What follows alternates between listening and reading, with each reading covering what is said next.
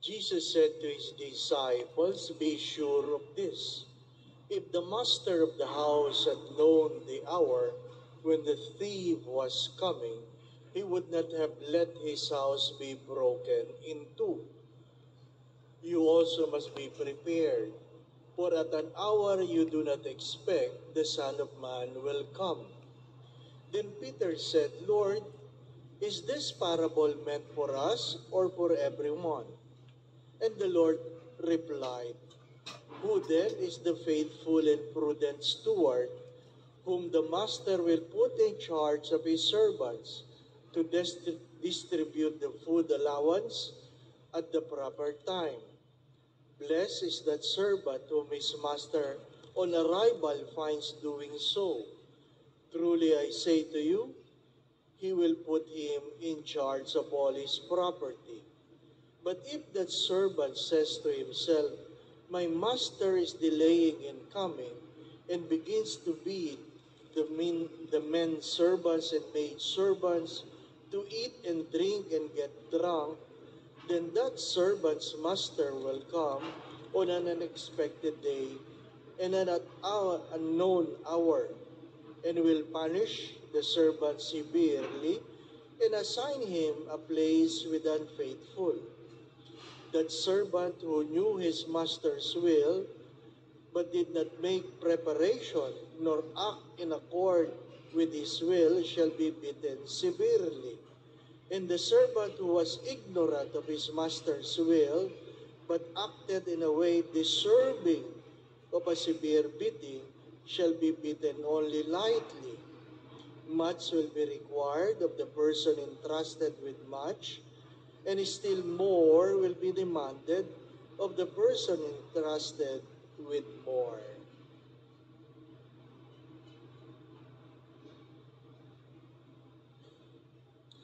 The Gospel of the Lord. Praise to you, Lord Jesus Christ.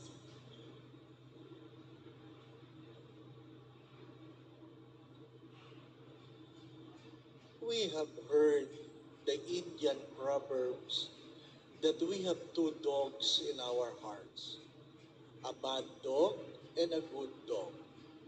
What you feed will survive, what you will starve will die. It is what we have. And even Buddha would said, what you think you will become, and what you think what is useful, you will feed. The first reading speaks of that. Whom you serve is your master. Whom you serve is your master. Where you put your time is what is important to you. Hindi yung kung ano yung sinasabi mo, ito mahalaga sa akin. Hindi. Suriin po ninyo ang inyong maghapon, saan nyo ginugugol ang inyong mga oras. Where do you spend your time? It is what important to you.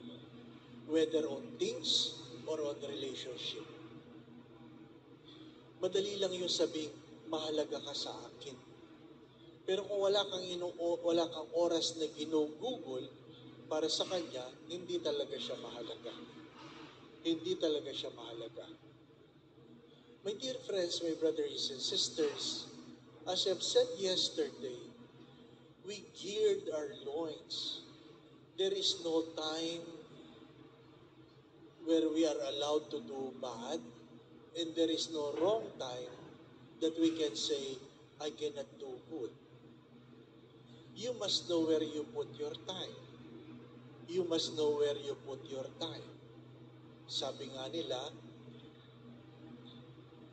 7, 8, 9. 6, 7, 8 pala. Ang alin, matulog ka daw ng 6 na oras, 7 oras, magtrabaho ka ng 8 oras, meron ka pa rin natitirang oras para sa sarili mo. Kaya pag sinabi mo, wala akong oras, hindi yan ang priority mo. Hindi yan ang priority mo. Noong unang panahon, nang walang cellphone, parang mas maraming oras, no? Mas maraming oras. Pero nung nagka-cellphone, parang wala ng oras sa ibang tao. Pati yung oras ng pagkain, nawala na yung oras ng pag-uusap. Nawala yung oras ng pag-uusap. Nandun na lang sa cellphone, di po ba? Ano? Mahalaga yun. Mahalaga yun. Saan mo ginugulang yung oras? Mahirap yung nagtatrabaho ka, pero ang laman ng screen ng iyong computer, iba. Di po ba? Ay ngayon, napakadali na lang mag-switch eh. Ha? Na pag naglalaro kang ganyan, isang pindot lang, spreadsheet na uli. Di po ba? Spreadsheet na uli. Ha? Napakadali. Napakadali. Sabi nga, kung sino makapangyarihan ngayon, Father, sa bahay? Sino makapangyarihan ngayon sa bahay? Sabi nga, sino? Yung may hawak ng switch ng TV. Yun ang may kapangyarihan sa bahay. Ano ibig sabihin? Aba, Father, kung hindi mo hawak yung control ng TV mo, wala kang kapangyarihan. Ang hirap nun. Nanonood ka ng basketball. Ha? Isushoot na, nalipat pa ng asawa mo yung channel. Di ba ba? Ayun ang nakakainis. Di ba? Kasi dati, pag nililipat mo ang channel ng TV, tatayo ka eh. Tik, tik, tik, tik, tik. Di ba ba? Inabot nyo yan. Magkakamukha tayo eh. Di ba? Pero ngayon, hindi na. Kung sino may hawak ng control ng TV. Di ba? Nagtatawanan nga kami kasi nung panahon na yun, meron pang, pag nahihirapan, pag lumalabo yung TV, ihahawakan mo pa yung antena. Yan. Pag binitawan, lalabo, hawakan mo na lang. Di ba? Inabot niyo yun. Yung iba, iniikot pa yung antenang gano'n, di ba? Magsisigawan pa kayo. Yan.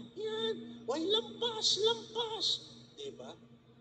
Yan ang panahon na yun. Bakit may oras tayo? Bakit may oras tayo? When life becomes convenient, we lost our time. We lost our time. And the gospel reminds us, you do not know when God will return. You do not know when God will return. Kahapon, isang obispong namatay. Ano pa? Bata pa, 67. Ano kinamatay? Naglalaro ng basketball. Sabi namin, ang ganda sana pag namatay ka, nagmimisa, no? Di ba yung tinataas mo yung ostyang ganyan, ang ganda, di po ba, ano? Ang ganda nun, di po ba, ano? Ha? Ay, namatay ka, naglalaro ng basketball, di naman kasalanan yun, di po ba, ano? Pero alam mo, namatay ka, kasama mo yung kapit mo, ay, mahirap na, hindi po ba, ano? We are not in control. You are not in control. Where you put your time speaks of what is important to you. My dear friends, my brothers and sisters, ano sabi nila? The greatest mastery is the master of oneself. And the real mastery is when you put your life to save your soul. The greatest mastery is the mastery of self. And the mastery of self is when you're able to do things to save your soul. Ang hirap nga eh. Kasi pag kumakain ka, hindi mo naman tinatanong ano yung healthy. Ang tinatanong mo, anong masarap. Di po ba, anak? Pag ikaw ay namimili, anong tinatanong mo? What you can afford? O anong maganda? O anong mas mura? What are your choices? What do you feed? As the first reading said, what are you feeding? Will grow in you. Will grow in you regardless, my brothers and sisters. Food, things, people will grow. You cannot grow in relationship with your husband, with your wife, with your children, with your parents, if you don't feed that relationship. And feeding that relationship means to put time in it. Bakit hindi mo dinadalo ang iyong magulang? Naghahanap ako ng time. You never find time. You make time. Bakit hindi ka nagdadasal? Walang oras, Father. Mayroong oras. You make time. You never look for time. Today, in this busy world, my dear friends, my brothers and sisters, you will never find time. You will never find time. You have to make time. And that is the challenge of today. If I really value God, I have to make time for God. If I really value self-mastery, I have to put time and make time for myself. Kahapon, nagsimula ang misa, namalat ako, kinabahan ako. Bakit? Alam ko, makakatanggap ako ng message sa doktor. True enough, pagkatapos ng misa, pagbukas ko lang aking cellphone, sabi ng doktor, may sipong ka. Grabe. Ang hirap mo may nagbabantay, no? Ang hirap lang may nagbabantay. Kung binabantayan mo ngayong kalusugan, ang tanong ay, binabantayan mo ba ngayong kaluluwa? Inuulit ko, kung binabantayan mo ngayong kalusugan, binabantayan mo ba ngayong kaluluwa? Magpapaalam lang ako. Ano po? Dito kailangan magpaalam eh. Ano po? Lilipad po ako mamaya. I will be going to Abu Dhabi to meet with our OFW brothers and sisters. I will have a recollection for them. Ano po? I'm flying tonight. I will be returning October 31. So my next mass here will be November 1. Ano po? Kailangan magpaalam. Ano po? Kasi palagi, nasaan si Father? Ano po? Sabi ng isang pari, hindi ko alam kung kayo mamamangha o hindi. Sabi ko, bakit? Ang daming gustong mag-serve sa barangay. Tumatakbo. Yung iba nagpapatayan pa. Pero hindi mo sila napapag-serve sa simbahan, no? Bakit nga kaya na?